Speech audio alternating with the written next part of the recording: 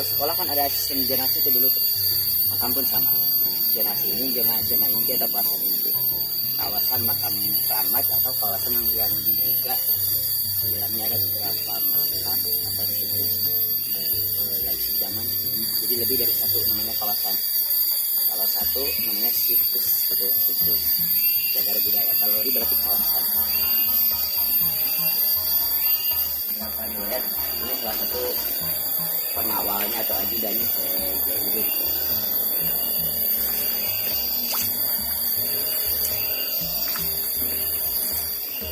Ada bentuk pertanyaan penyelesaian masalah biasanya.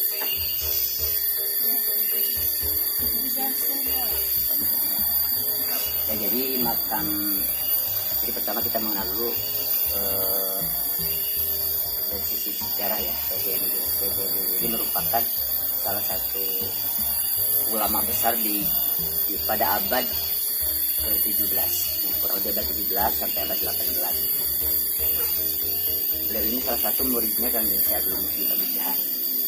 Jadi beliau ditugaskan untuk berdakwah ke wilayah selatan atau Jawa Barat Selatan. Kita lebih dekat menyebutnya Tasik Selatan ya. Abad ke-17 sampai 18, pertengahan 17 sampai 18. Nah, beliau itu seorang ulama besar, seorang pimpinan pondok pesantren, memiliki banyak santri. Pada waktu ke Tasik Selatan, tepatnya tinggal di Bantar Kalong dengan menempuh perjalanan terlebih dahulu. Jadi beliau tidak langsung tinggal di sini. Dia menempuh perjalanan ke beberapa dusun kalau dulu ya, atau wilayah-wilayah terpencil dengan metode bercocok tanam.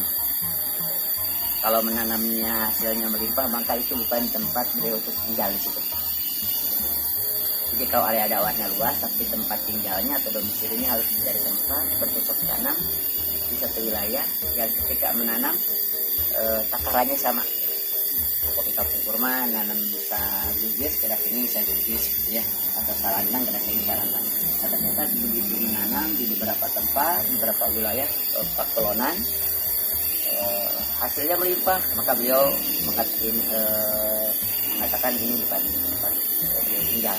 Terus sampai ke sawah buruan di Bantar Kalong, di desa Bantar Kalong. Nah, begitu beliau menanam di sawah buruan, takaran bibit padinya sekian, hasilnya sama. Nah, maka beliau berkesimpulan atas petunjuk gurunya dulu. Kan dulu kan gurunya memberikan petunjuk sabut tanam padi hasilnya harus sama. Maka itu tempat sabut tinggal. Nah, dari situ bisa berdakwah ke wilayah luar selatan. Nah, hasilnya sama. Waktu itu menanam padi, hasilnya sama di sawah buruan namanya di Bantar Kalong. Maka beliau dengan bersyukur, dengan penuh syukur, bersedih syukur bahwa yang selama ini beliau cari tempatnya sudah ditemukan, yaitu di Bantar Kalong, ya, di Bantar Kalong. Akhirnya beliau menetap di Bantar Kalong, tapi berdakwah luas. Nah, Panjasa Zainuddin ini yang harus diketahui oleh generasi muda, beliau bukan hanya seorang ulama, tapi juga seorang birokrat, pemimpin. Jadi dulu beliau memimpin wilayah. Kalau sekarang pejabat ya istilah memimpin wilayah. Jadi seorang ulama ya, ahli hukum ya, ahli tata negara juga sama. Nah, itu diantaranya kelebihan beliau.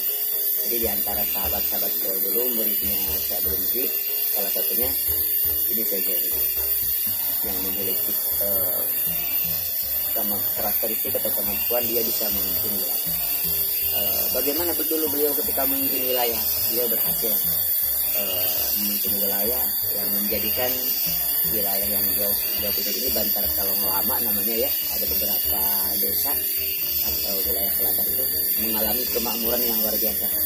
Daerahnya makmur, masyarakatnya sinergi, ulama, umaro atau pemimpin dan umat atau masyarakat itu sejalan semua, sinergi dan akhirnya terciptalah keadaan yang subur makmur saat itu. Saking melimpahnya, maka kekayaan yang ada di Bantar Kalong waktu itu disebarkan ke daerah-daerah lain atau daerah desa-desa tetangga seperti itu. Jadi di pertengahan abad 17 sampai 18 dan Bantar Kalong ini